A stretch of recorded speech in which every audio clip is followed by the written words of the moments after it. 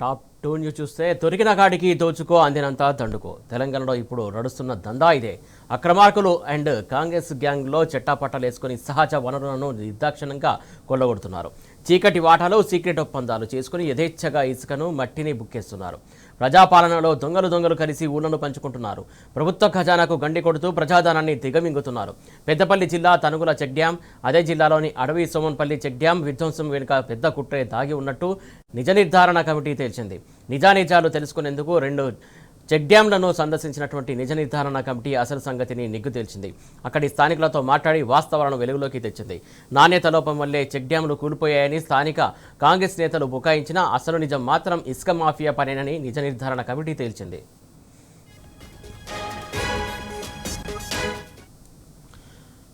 Right, ఏదైతే check డ్యాంలో వరుసగా కూల్చివేస్తున్నటువంటి ఘటనకు సంబంధించి ఎఫ్ఐఆర్ కూడా నమోదైనట్టు తెలుస్తుంది. దీనికి సంబంధించి తాజా అప్డేట్స్ మా కరెస్పాండెంట్ రమేష్ అందిస్తారు. రమేష్, చెప్పండి, మొత్తానికి చెక్ డ్యాంలు కూల్చడం వెనుక అసలు కుట్రదారుడు ఎవరనేది ఏదైతే ఎఫ్ఐఆర్ కూడా నమోదైనట్టు తెలుస్తుంది. దీనికి సంబంధించి నిజాలేంటి అసలు? ఇప్పుడు కాంగ్రెస్ పాలన అయితే చెక్ డ్యాంలకు అయితే అసలు రక్షణ అనేది లేదు. ఎందుకంటే ప్రజాధనంతో కోట్లాది రూపాయలు వెచ్చించి రైతులను ఆదుకోవడానికి సాగునీరు లక్ష్యంగా నాటి బీఆర్ఎస్ సర్కార్ నిర్మించినటువంటి చెక్ డ్యాంలను కాంగ్రెస్ పాలనలో ఎక్కడికక్కడ కూడా ధ్వంసం చేస్తున్నారు. ఇలాంటి సంఘటన పెద్దపల్లి జిల్లాలో 1 కాదు 2 సంఘటనలు కూడా జరిగాయి. అయితే ఏదైతే మానేరు నదిపైన నిర్మించినటువంటి గుంపుల తనుగుల వద్ద ఒక చెక్ డ్యామ్ అయితే దుండగులు ధ్వంసం చేయడం జరిగింది. ఆ సంఘటన మరొక ముందుకే మరొక చెక్ డ్యామ్ ను కూడా ధ్వంసం చేశారు. మంత్రి మండలం అడవి సోమన్పల్లి గ్రామం వద్ద ఉన్నటువంటి మానేరు నదిపైన నిర్మించిన చెక్ డ్యామ్ అయితే ధ్వంసం చేయడం జరిగింది. దీనికి సంబంధించి ఇప్పటికే బీఆర్ఎస్ బృందం అలాగే నిజ నిర్ధారణ కమిటీ ఆధ్వర్యంలో కూడా దాన్ని పరిశీలించడం జరిగింది. పూర్తిగా కూడా ధ్వంసం చేసినట్టుగా కూడా నిజ నిర్ధారణ కమిటీ అయితే స్పష్టంగా వెల్లడించింది. అయితే దీనిపైన కఠినంగా దీనికి ఇలాంటి దుశ్చర్యకు పాల్పడినటువంటి వారిని వెంటనే కఠినంగా శిక్షించాలంటూ కూడా నిజ నిర్ధారణ కమిటీ డిమాండ్ చేసింది ప్రభుత్వం. ఈ నేపథ్యంలోనే ఆ చెక్ డ్యాం కూల్చివేత పైన కూడా ఇరిగేషన్ అధికారులు ఇచ్చిన ఫిర్యాదు మేరకు అయితే ఎఫ్ఐఆర్ అయితే నమోదు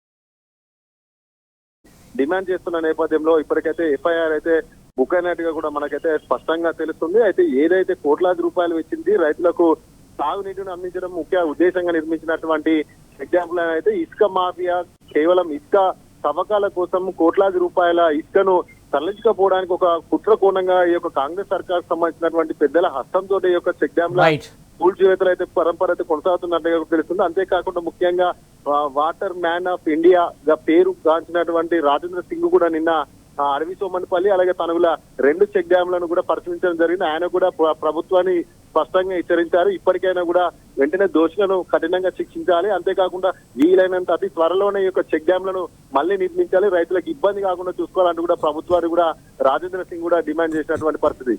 థ్యాంక్ యూ రమేష్.